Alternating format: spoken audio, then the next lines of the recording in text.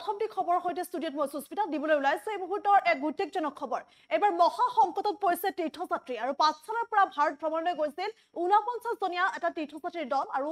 আকস্মিকভাৱে অসুস্থ হৈছে আৰু 12 জনকৈ লোক আকস্মিকভাৱে অসুস্থ হৈ এই পৰ্যন্ত এজন লোক নিহত হৈছে বুলি জানিব পৰা গৈছে আমি সন্দৰ্ভত লৈ গৈছো বিশেষ খবৰ দেখিবলৈ পোৱা গৈছে এবাৰ মহা সংকটত পৰিছে তীৰ্থযাত্ৰী পাঠশালাৰ পৰা ভাৰত ভ্ৰমণলৈ গৈছিল 49 জনীয়া তীৰ্থযাত্ৰীৰ দল আৰু ভাৰত ভ্ৰমণলৈ গৈছিল আৰু দ্বাৰকাৰ ৰেল ষ্টেচনৰ সমীপত এবাৰ ভাৰত সেৱাশ্ৰম সংঘত আবদ্ধ হৈ আছে তীৰ্থযাত্ৰীসকল আৰু আকস্মিকভাৱে অসুস্থ হৈ পৰিছে মহামাৰীত আকস্মিকভাৱে অসুস্থ হৈ পৰিছে বুলি জানিব পৰা গৈছে 12 জনকৈ তীৰ্থযাত্ৰী অসুস্থ হৈছে আৰু এই পৰ্যন্ত এজনৰ কৰোণভাৱে মৃত্যু হৈছে বুলি জানিব পৰা গৈছে আৰু সমান্তৰালকৈ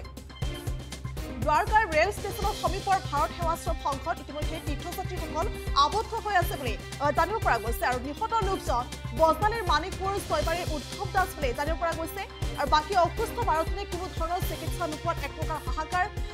হাহাকাৰ পৰিস্থিতিৰ সৃষ্টি হৈছে আৰু 23 ছেপ্টেম্বৰত বজালীৰ তীৰ্থযাত্ৰীসকল ৰঙিয়াৰ পৰা ৰেল যোগে দ্বাৰকালৈ গৈছিল আৰু দ্বাৰকালৈ গৈছিল তাৰ পাছতে অসুস্থ হৈ পৰিছে এজনৰ পাছত আনজন অসুস্থ হৈ পৰিছে বুলি জানিব পৰা গৈছে আৰু মহামাৰীত আক্ৰান্ত হৈছে বুলি জানিব পৰা গৈছে আৰু 12 জনকৈ তীৰ্থযাত্ৰী এই পৰ্যন্ত অসুস্থ হৈছে আৰু চিকিৎসাৰ অভাৱত এক প্ৰকাৰ হাহাকাৰ লাগিছে তীৰ্থযাত্ৰীসকলৰ মাজত আৰু এই পৰ্যন্ত এজন তীৰ্থযাত্ৰীৰ মৃত্যু হৈছে আৰু মৃত্যু হোৱা তীৰ্থযাত্ৰীজনৰ নাম বজালীৰ মানিকপুৰৰ ছয়বাৰীৰ উদ্ধৱ দাস বুলি জানিব পৰা গৈছে আৰু এক প্ৰকাৰ হাহাকাৰ পৰিৱেশে বিৰাজ কৰা পৰিলক্ষিত হৈছে তীৰ্থযাত্ৰীসকলৰ মাজত কিয়নো পৰ্যাপ্ত চিকিৎসাৰ অভাৱত এইদৰে এতিয়া হাহাকাৰ পৰিৱেশ সৃষ্টি হৈছে আৰু এতিয়া তীৰ্থযাত্ৰীসকলে এটাই অনুৰোধ জনাইছে যে যিকোনো প্ৰকাৰে যাতে ৰাজ্যৰ মুখ্যমন্ত্ৰীগৰাকীয়ে সেই যি 49 গৰাকী তীৰ্থযাত্ৰীৰ দল তেওঁলোকক যাতে উদ্ধাৰ কৰি আনে এইদৰে এতিয়া অনুৰোধ জনোৱা পৰিলক্ষিত হৈছে আৰু এইদৰে এতিয়া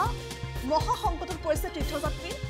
পুনৰলৈ কৈছো পাঠশালাৰ পৰা ভাৰত ভ্ৰমণলৈ গৈছিল আৰু তেনে সময়ছোৱাতে এতিয়া মহামাৰীত আক্ৰান্ত হৈ গুৰুতৰভাৱে অসুস্থ হৈছে 12 জন আৰু এই পৰ্যন্ত এজন নিহত হৈছে বুলি জানিব পৰা গৈছে আৰু নিহত লোকজন মানিকপুৰৰ অৰ্থাৎ বজালীৰ মানিকপুৰ ছয়বাৰীৰ উদ্ধৱ দাস বুলি জানিব পৰা গৈছে আৰু চিকিৎসাৰ অভাৱত অৰ্থাৎ পৰ্যাপ্ত চিকিৎসাৰ অভাৱত এক প্ৰকাৰ তীৰ্থযাত্ৰীৰ মাজত হাহাকাৰ পৰিৱেশে বিৰাজ কৰিছে আৰু ইতিমধ্যে দ্বাৰকা ৰেল ষ্টেচনৰ সমীপৰ ভাৰত সেৱাশ্ৰম সংঘত আবদ্ধ হৈ আছে তীৰ্থযাত্ৰীসকল এই সন্দৰ্ভত কিছু ভাষ্য আছে দৰ্শকলৈ এই মহামাৰীত পৰি আহি মোৰ বিশেষ অসুবিধাত পড়লো এই মহামাৰীত পৰি গতিকে ডেইলি মানুহ 2-4 জনকৈ পৰি মোটামুটি এতিয়ালৈকে 20-25 জনমান হৈছে আৰু আজিও 4 জন পৰিছে তেওঁলোককো মেডিকেলত ভৰ্তি কৰিছে আইচিউত কোনোবা আইচিউত ৰাখিছে কোনোবা হয়তো চেলাইন দি থৈছে গতিকে আমাক চৰকাৰৰ ফালৰ পৰা কিবা এটা সোনকালে উদ্ধাৰ কৰি লৈ যোৱাৰ ব্যৱস্থা কৰি দিয়ে যায় মাননীয় আমাৰ অসমৰ মুখ্যমন্ত্ৰী হেমন্ত বিশ্ব শৰ্মা দেৱৰ ওচৰত মোৰ এটা বিনম্ৰ অনুৰোধ আমি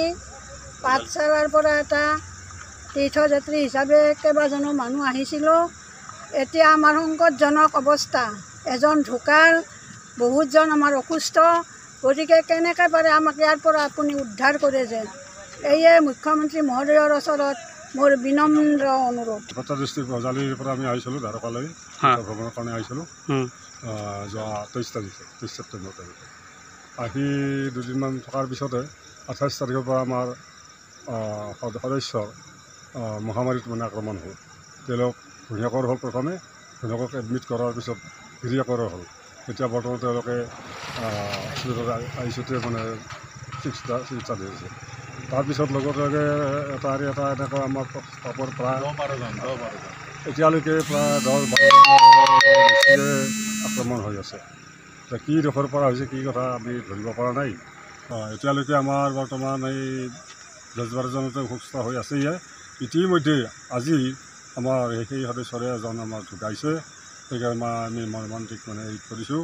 গতিকে এইটোৰ কাৰণে অলপ আমাৰ চৰকাৰৰ ফালৰ পৰা সুদৃশ্য